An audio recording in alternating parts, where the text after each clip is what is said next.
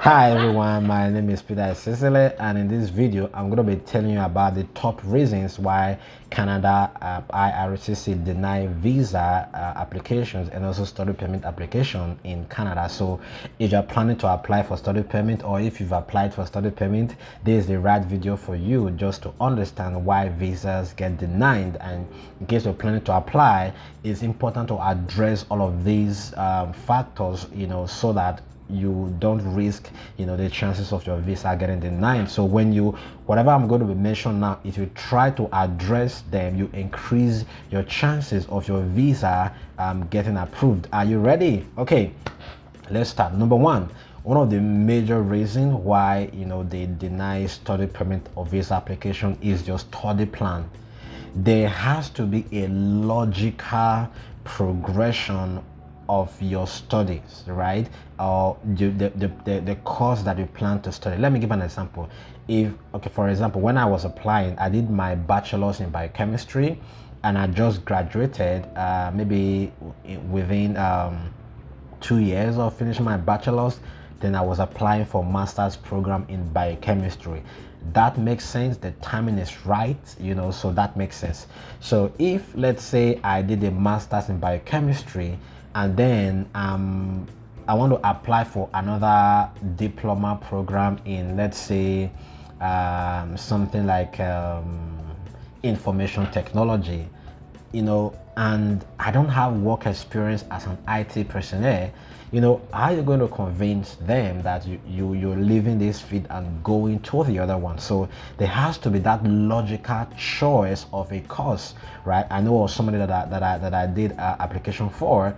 So the person, had a school, right? The person did like a B.Sc and masters in was it not even education, right? I think it was mass communication. I can't remember the course, but the person had a school, right? The person had a school, and then the person now decided to apply for early childhood education, right?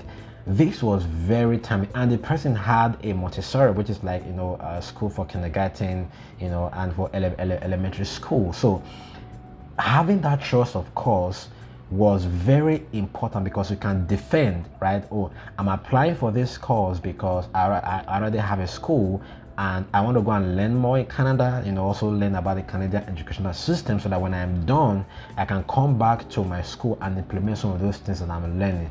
Very perfect. Imagine somebody that did engineering for B.Sc, and then the person is applying for early childhood education. The person doesn't have any teaching experience at all, and it doesn't make sense, right? So your study plan needs to be strategically done. Another option might be someone, let's say you did a bachelor's in sciences, and then you want to apply for a master's in business administration, right? And for business administration, you don't necessarily have to be in business to do that. Just 2 years of work experience is sufficient, right? If you're applying for, let's say, human resources, right, and they are going to look at, okay, this person actually has a business. Now he or she is planning to do human resources, right, to learn more about that human resources, so that when the person is done, they will come back. That is very perfect. So you need to think about the course you're studying. It has to tally either with your previous education, or it has to tally with the work experience you've built over the years.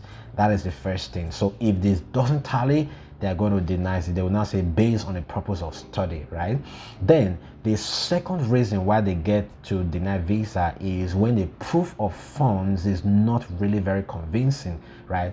Imagine you're going to a school and your tuition is 15,000 Canadian dollars, right? And you're only showing like 10,000 Canadian dollars. That doesn't even cover, your tuition, and it doesn't even cover your cost of living. So there is no way you can convince them that you'll be able to take care of yourself. So I did if you've not watched that video, I did a video before on you know exactly how to calculate how much you need, right? Just watch that video. The link will be in the description so that you know exactly how to calculate the amount that you need. Make sure you have, you know, that minimum amount of money, or your sponsor is ready to show, you know, something that will cover that amount. If it is not, you know, convincing, the reason they're going to give is we are denying your, you know, we are refusing your application based on your finance and also personal assets, right? So it has to be very convincing. Number three reason, which sometimes can really be very crazy and it favors some people and sometimes they don't even put it into consideration, is called lack of travel history.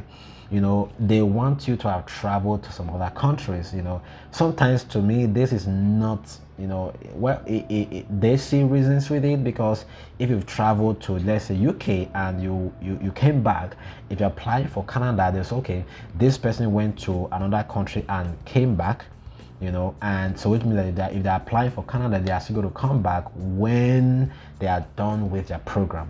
Okay, that is one thing. But you know, there are people that applied and they don't actually, you know, that they don't have travel history and they give them. So there is nothing you can do about it if you are, let's say, your application is really near. Let's say you want to apply for your study permit in the next 3 months. That is not necessarily the time for you to start looking for, you know, places to travel to. And like someone will always say, not every country you travel to actually counts as a travel history, right? There are some country you travel to, you know, they know that the visa for that country is just, you know, visa on arrival, or, you know, so they don't necessarily count that as travel history per se, right? But that should not be a challenge. If you don't have travel history, just apply.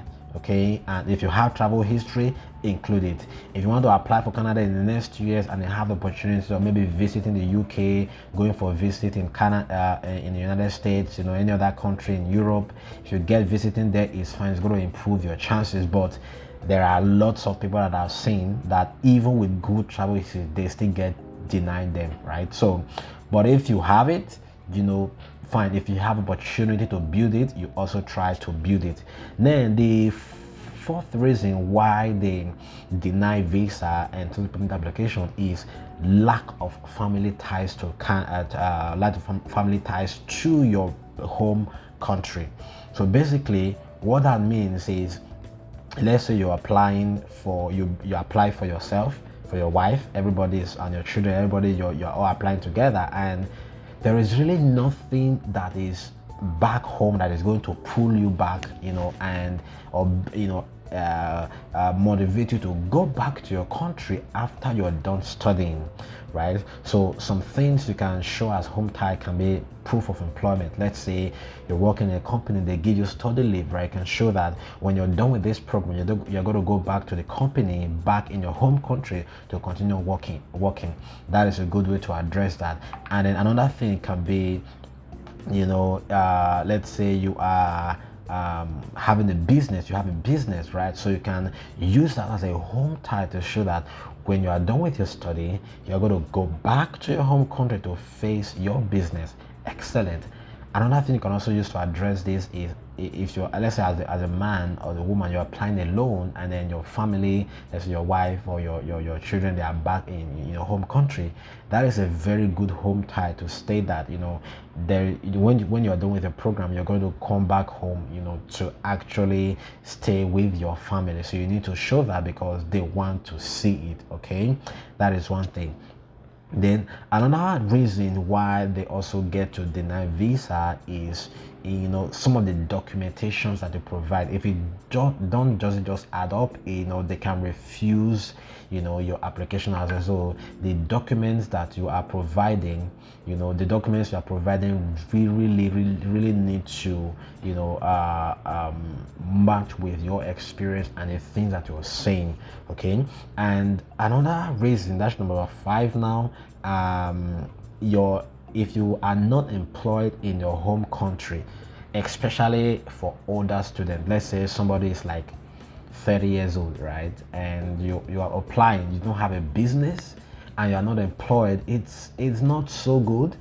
You know, I mean, there are circumstances beyond your control, but it's good to show that at least you are being productive in your country, right? You're doing something, you're employed, as the case may be. If you have a business, fine, but it's not really a strong reason. I've seen people that don't have employment and they give them, right? But it's good to have something doing at hand, so you can work on that, so that whenever you're applying, you see exactly how to go about that. And then another reason why they get to deny is your personal asset. This is always in combination with finance, right? They can say based on finance or personal asset, right? Maybe they can personal asset. Just think about what an asset is in landed property, houses, and some other things like that. If you don't have it, if you have it, it's good to include it. If you can build your asset, it's also going to be beneficial, right? Maybe you can get a landed property, if you even have some money, right? Whatever, you can maybe get a piece of land, get like documents of property associated with your name, that is an asset, right? That's one of the reasons. And then if you've traveled to Canada before, and you went to visiting and you overstayed, that is also a reason why they can also deny your application for study permit in Canada. Okay, some other reasons, if you have any criminal cases that you've had in the past, because when you're applying, they're usually required to do like a police check. So if you've had any criminal history, they can also deny application based on those bad criminal record and all that. Then another reason why they can also reject application is misrepresentation. This is in fact, this is almost like an abomination to them, because if they see that you forged a document, you've misrepresented something, they can give you like a 5 years ban, because you showed something that was not genuine, and something that when they found out that whatever document that you showed is fake, they can give you 5 years ban, not just rejecting. This is the height of all. You can be if they reject your application, they can apply the following year. But if with misrepresentation, it's going to be 5 years ban before you can apply again. And man, there, if you've gotten that 5 years ban, I don't really see the guarantee that after in the 6th year they're going to give to you, because they're going to think that, well, this person has not changed. But they can give you, but you can't say, right? Another reason why they deny application is medical inadmissibility, meaning that they will require you must do a health medical checkup, especially when you're coming for a study, right? You have to do a medical checkup. They need to see that you don't have any contagious disease that is a threat to Canadians, right? Because even though you do upfront, they're going to do all of those TB tests and some other tests like that, and then if you did not apply with upfront medicals, when they are reviewing the application, they are going to request that you go and do medical tests. So if you have anything contagious, they're going to deny your application based on medical inadmissibility. So there are lots of other reasons, but these are the ones that I will be able to talk about in this video. And if you're watching this video, you've been denied the application, and you were denied for any reason that I did not mention in this video, just leave a comment in the in the comment section. And if you have any specific question regarding visa denial, what you need to do when your application is denied, how to improve, just leave the question in the comment section. When I do another video, I'll try to address some of all of those questions. So I hope this video was helpful. If it was helpful, do it to subscribe, hit the bell icon, and so whenever new videos are released, you'll be the first to get notifications of my new video. Once again, thank you for watching. My name is Peter Cecil. I will see you in my next video.